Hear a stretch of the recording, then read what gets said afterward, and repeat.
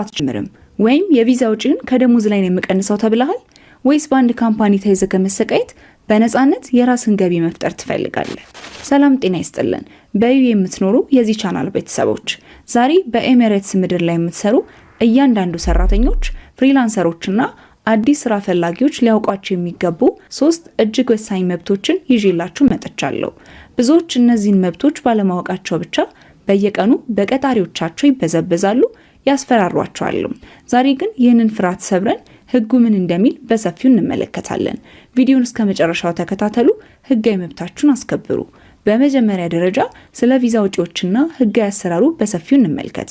በዩኤኢ የሰራተኛ ህግ መሰረት የአንድ ሰራተኛ የኗሪነት ሬዚደንስ፣ የስራ ቪዛ፣ ወርክ ፐርሚት፣ የህክምና ምርመራ አሊያም ሜዲካል ቴስት እንዲሁም የኤሚሬትስ አይዲ ማውጫ ወጪዎችን ሙሉ በሙሉ የመሸፈን ግዴታ ያለበት ቀጣሪ ድርጅት ብቻ ነው። ይህንን ወጪ ከሰራተኛው ደሞዝ ላይ በየወሩ መቁረጥ ወይም ስራ በምትለቅበት ጊዜ ቪዛ አውጥቼ ይልሃለውና የቪዛውን ብር ክፈል ብሎ ሰራተኛውን ማስገደድ በዩኤኢ ህግ ፍጹም የተከለከለና ድርጅቱን ለከፍተኛ የገንዘብ መቀጮና የስራ ፈቃድ መታገድ የሚዳርግ ትልቅ ወንጀል ነው።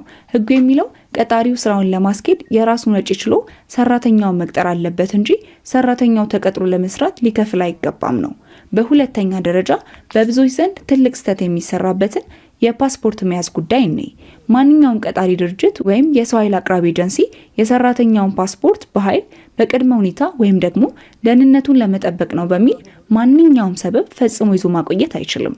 ፓስፖርት የአንድ ሀገር መንግስት ለዜጋ የሚሰጠው የዓለም አቀፍ መታወቂያ ሰነድ በመሆኑ ሁልጊዜም 24 ሰዓት በሰራተኛው እጅ ላይ መሆን አለበት። ቀጣሪው ፓስፖርትን አልመልስም ካለ ይህ ሰብአዊ መብትን መጋፋት በመሆኑ በቀጥታ ለፖሊስ ወይም ለሰራተኛ ሚኒስቴር ሞሪ አፕሊኬሽን በመጠቀም በፍጥነት ማመልከት ትችላለህ። ህጉ በአጭር ሰዓታት ውስጥ ያስመልስልሃል። በሶስተኛ ደረጃ በአሁን ጊዜ በሚሊዮኖች የሚቆጠሩ ሰዎችን ህይወት እየቀየረ ስላለው ስለ ፍሪላንስ ቪዛ በሰፊው እንነጋገር።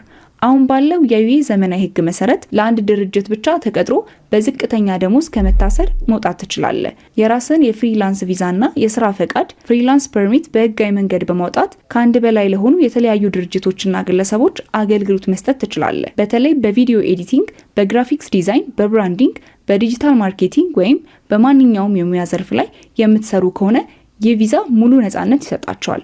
የራስን ዋጋ ራስ እየተመንክ ውሎችን እየተዋዋልክና ገቢን በከፍተኛ ሁኔታ እያሳደግ በዩኤኢ ምድር ላይ በኩራት ለመኖር ትልቅ እድል ነው። በአጠቃላይ በዩኤኢ ውስጥ ስትኖሩ መብታችሁን ማወቃችሁ ሙሉ በሙሉ በነፃነት በኩራትና በደህንነት እንድትሰሩ የህግ ከለላ ይሆናችኋል።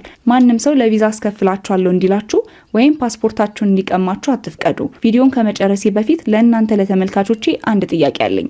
ለመሆኑ እናንተ በምትሰሩበት ድርጅት ውስጥ ፓስፖርታችሁ ያለው በእጃችሁ ነው ወይስ ካምፓኒ ነው የያዘባችሁ? ያጋጠማችሁን ነገር በኮሜንት መስጫ ላይ ጻፉልን፣ አብረን እንወያያለን። ይህንን መረጃ በኤሚሬትስ ስላሉ ወገኖቻችን እንዲደርስ ላይክ እና ሼር ማድረጋችሁን አትርሱ። ሰብስክራይብ በማድረግም